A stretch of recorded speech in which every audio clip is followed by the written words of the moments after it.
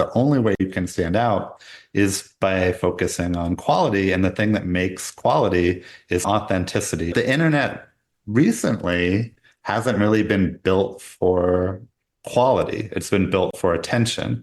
So for 2 years now, we've been really just laser focused on building a platform that rewards the type of writing that I think everyone wants to do anyways, and which readers are dying to read. And that's why Medium has been growing as a subscription business. We're standing out against what the rest of the internet is doing right now. Welcome to Talk Freelance to Me, the podcast for women freelance writers, 1099 independent contractors, and solopreneurs. I'm your host, Ashley Cisneros Mejia. For more than 20 years, I've worked as a journalist and freelance writer. Today, as a mom of 3 kids, I'm passionate about helping other women leverage the freedom that freelance offers. On Talk Freelance to Me, we're all about the business of freelancing. If you want to learn how to monetize your talents, make money on your own terms, and design a flexible work life that actually works for you, this show is for you. Before we get started, don't forget to follow us on your favorite social media platforms. Review us on Apple Podcasts or wherever you listen. And don't forget to share this episode with a friend. Visit our website at talkfreelancetome.com for free resources. Join our email list to be the first to know about our latest offers. Today, I have an incredible opportunity to speak with Tony Stubblebine, CEO of Medium.com.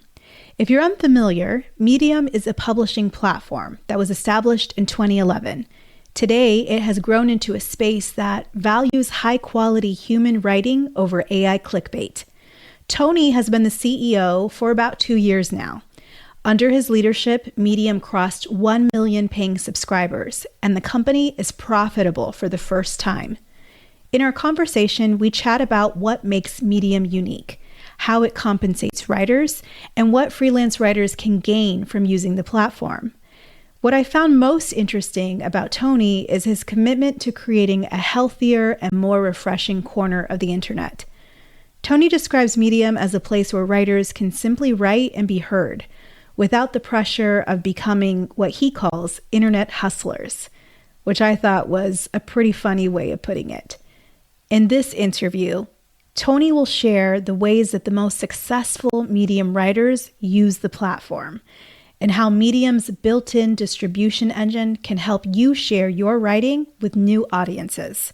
Let's get into the episode. I am so excited to bring to you a special guest, someone that you may not have ever had an opportunity to hear from directly, the CEO of Medium.com, Tony Stubblebine. Tony, welcome to the show. Thank you, Ashley. Thank you for having me as a guest. I'm excited. Hopefully I can be helpful. Yes, I had the honor to experience Medium Day that you just had and got to hear your keynote address to everybody who was in attendance. And it was very cool. Under your leadership at the company, you've achieved some big milestones. I know in April, you crossed 1 million paid members. How would you define Medium's identity today? Yeah, that's a good place to start. So Medium is a blogging platform that rewards authentic writing. I want to get into what that means. This is like essentially the pivot that happened under my leadership, but it worked. And so you can count on us to stay in this direction. The benefit of focusing on authentic writing is it's this breath of fresh air for everyone, especially freelance writers, because nobody likes this grind of finding new quote unquote content to manufacture every day, right? That's not an authentic way to write. Readers will click on it. Sometimes they'll go viral and they'll click on it, which works if you're running ads, but readers aren't impressed with it.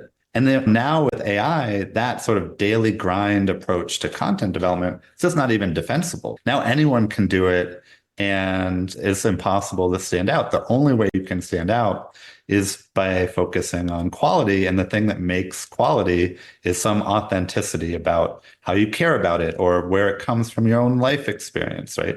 Like the good news is we've all led interesting lives, and that can drive much better writing than the idea of just, oh, I need to manufacture an opinion today that will go viral. And like every writer that I've ever talked to that's on the content treadmill is dying to get off of it. It's just an exhausting, low reward place to live. But the internet recently hasn't really been built for quality. It's been built for attention. So for 2 years now, we've been really just laser focused on building a platform that rewards the type of writing that I think everyone wants to do anyways, and which readers are dying to read. And yeah, like that's been a stark contrast to the rest of the internet. And that's why Medium has been growing as a subscription business, is we're standing out against what the rest of the internet is doing right now. During your keynote, you also mentioned that for the first time since the company was founded, I think it was 2011, you're profitable. And that's been under the last 2 years that you've been CEO. Very cool. Congratulations. Thank you. What does this financial milestones, new stability mean for us as writers who are putting our thoughts, our authenticity, our stories and insights on the platform? Yeah, financial stability is stability for everyone. And that's why I said it. Absolutely. Inside the company, we're over the moon. It was this team that me and the team that I've worked with for the last few years, this was one of our major goals for just completely practical reasons.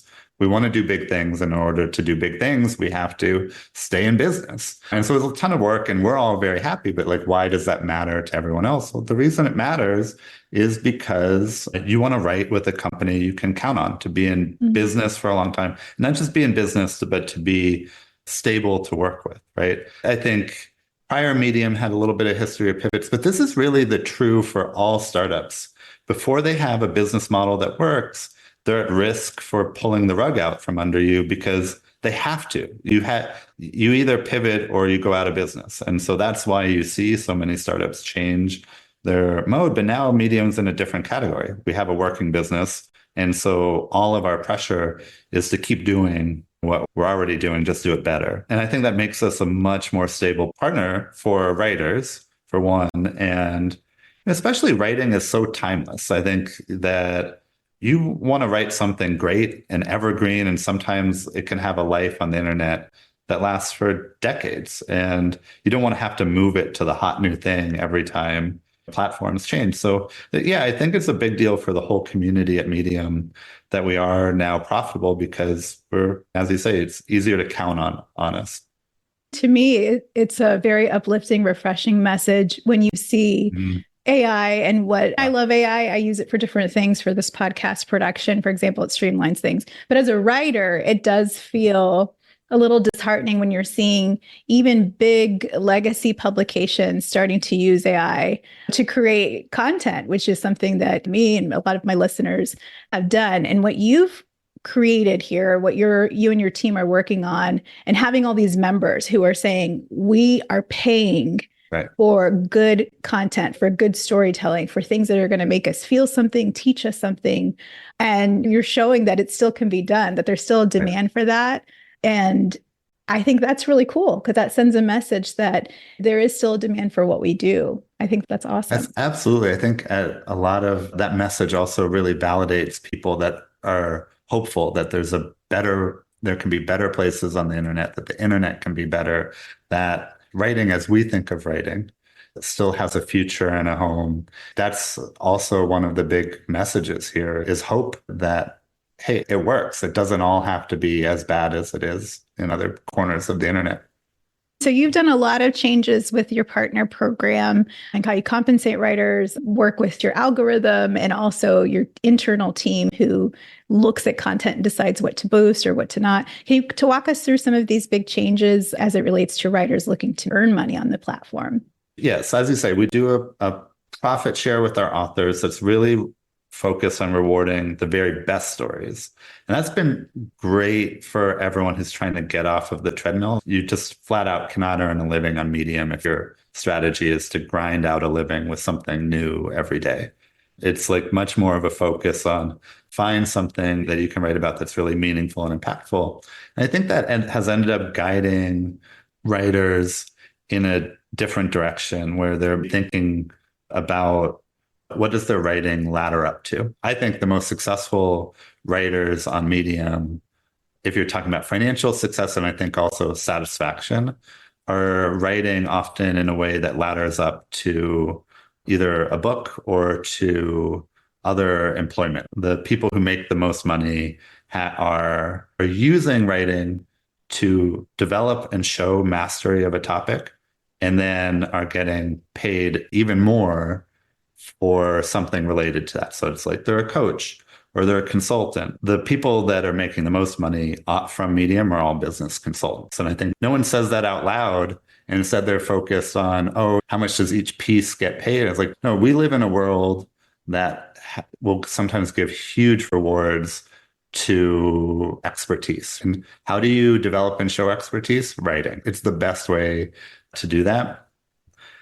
Where that kind of works with our community, with the readers, we're stewards of the money that our readers give us, is that's what they want to read. They want to hear from someone who knows what they're talking about. So we had redone all of our incentives, all of the way that our recommendation systems work to get away from algorithmic attention seeking. Algorithms are really good at spotting what you'll click on, but they're terrible at understanding whether you read something that was actually helpful to you. And that's where having topic experts in our recommendation system, fundamentally, that's what made the current medium successful, is now we're spotting and elevating a different type of writing. And our readers love that. And I think more and more, so do our writers. Very cool. So what strategies would you recommend to writers who want to really maximize this engagement and earnings under the new model that you have for your partners? I'm always asking freelancers to think bigger. Like, it's appealing to think that you can make a living just sharing whatever thoughts crossed your mind today, right?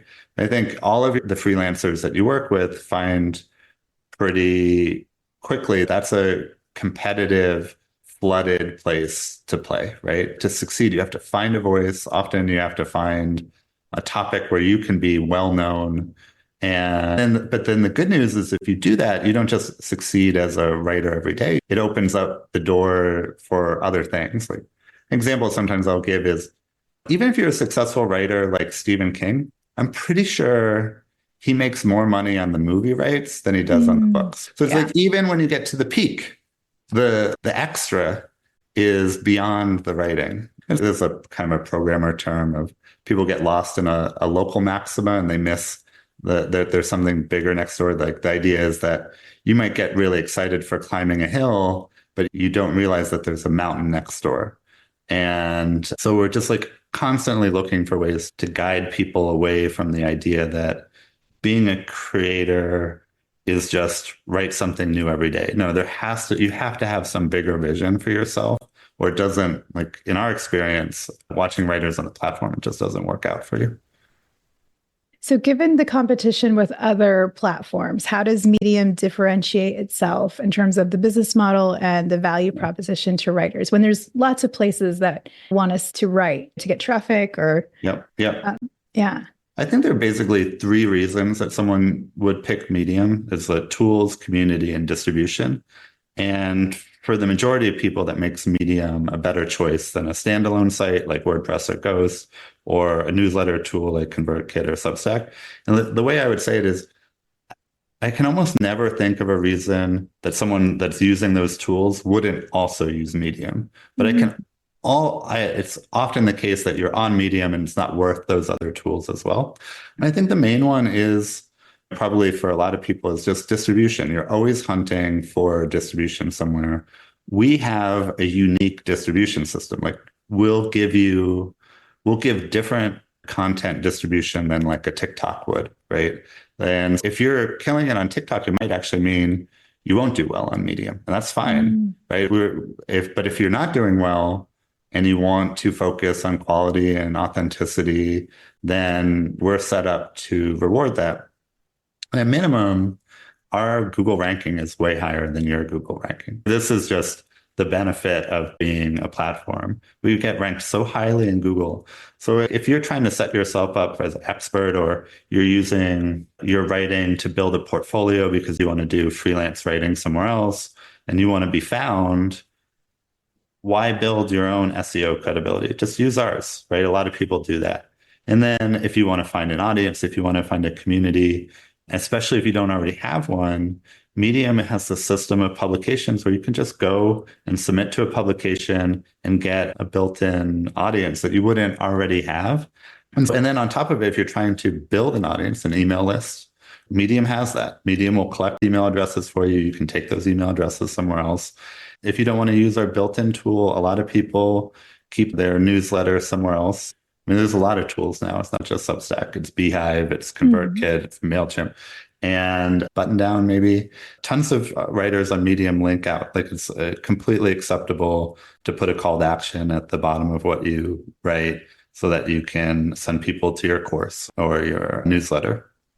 That's the biggest thing that I'm seeing with a lot of the writers is when we do writing for clients to pay the bills, to buy groceries, and then coming up with the space, right? Like the intellectual space and to write something else for ourselves.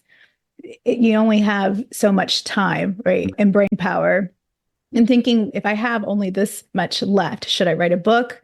Should I do a Substack? Should it go on Medium? Should I try to build my own empire and pay for it? And some people aren't techie, and so they're not going to know how to make their own WordPress website. And if you're just beginning, that's a long journey to rank in Google. And now I feel like Google is prioritizing Reddit and Quora. And so thinking, I guess it just depends on what your specific objectives are. I think for writers who don't want to learn, maybe they just want to write for the sake of writing, and maybe they're not wanting to create a funnel that goes to sell digital products. They just love the writing. I definitely see Medium as a great way to jump in and to share your expertise, publish it, and reach people quickly without worrying about all the other pieces. I agree. The way we say it sometimes is you shouldn't have to learn how to be an internet hustler in order to have your writing read. Medium is a place that we just want you to be a writer. Just come be a writer and focus on that. Focus on living so you have something to write about. And I think that the best voices are often people in that category. Like someone that has mastered SEO, has mastered virality. That's all time that is taken away from the writing itself. I don't think it's healthy for the writer, and I don't think it's healthy for the internet at large, honestly. I agree with that. I hear that in some of the industry groups that I'm in of writers who are saying, oh my God, don't give me another social media platform where I have to tap dance and learn how to be a whole video production person when that's not who I am. I just want to share my messaging without thinking about filters or what the trendy song. So it's all about reaching people. I definitely see this as if it's for the love of writing and you want to share a message and you're not trying to go viral. You're not trying to be an influencer. You're maybe not trying to get brand sponsorships or whatever. And you want to have a message to share. I definitely see Medium as a much easier, less painful way to connect with people. Right. Thank you. Yeah. So as we look toward Q4 here, and we're getting into 2025, where's Medium going next? You've hit this 1 million paid members milestone, the profitability piece. Where are you going next? Our goal is to do what we're doing already, but do it better. And I think the thing that's probably hidden, and we even barely touched about it, is the power of community on Medium. It's one thing to get money. It's one thing to get views, like, oh, here's 1,700 views, right? But the thing that really drives writers the most is a connection with the reader. That's what we're writing for anyways, right? So Medium has, just as the basis of the community, this incredibly active publication ecosystem that people can submit to. And by submitting, you end up working with editors. I think on a given month, there's something like 9,000 active editors working with authors to help those authors find an audience, sometimes help the authors give feedback to what they're writing, if that's what you're wanting. And then each of those publications has their own community where they're talking about what you wrote. And so I just think it's so powerful when I write. I think I judge the success of my writing so much more on the comments than I do on the number of page views, right? That's the most direct way you realize, did I write something powerful? And I think that's the secret sauce inside of Medium. And it's a touch too hidden. And so I like a lot of our work coming forward is focused on making that more visible. And I think that's something also writers crave, is a human connection from their writing. So we're just trying to give more and more of that. I think that's exciting. I think a lot of people who are freelance, there's some folks who do something else for their 9 to 5 and they love writing. Writing is their passion. And so they have the space for it mentally because it's not tied to living, to explore more. And I think a lot of people who are freelance writers, I think they started where you're talking about, writing something that's meaningful to them and seeing it resonate and experiencing that magic, that synergy with someone, like, oh, it hit someone, and hearing that feedback and getting new ideas, that excitement, what gets us into this. And then there's other people who say, oh, can you write for me? Can you do that for me? Right. And so then unknowingly we become businesses, which is great. It can be great.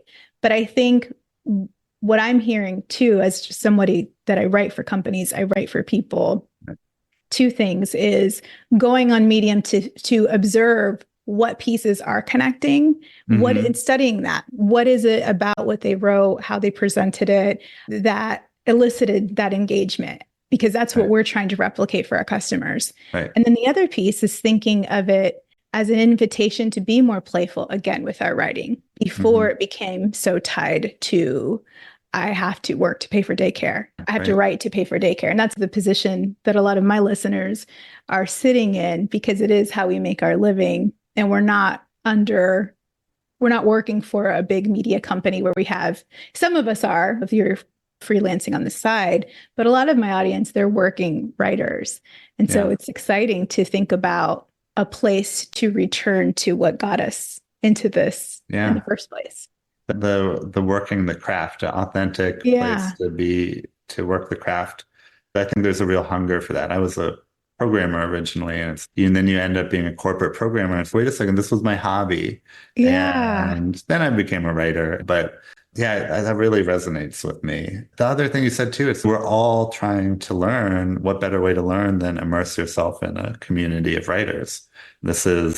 There's so many communities of writers here, and around subtopics and genres, and just to learn and get inspiration from them has got to be incredibly powerful for people that are aspiring to be really successful freelance writers.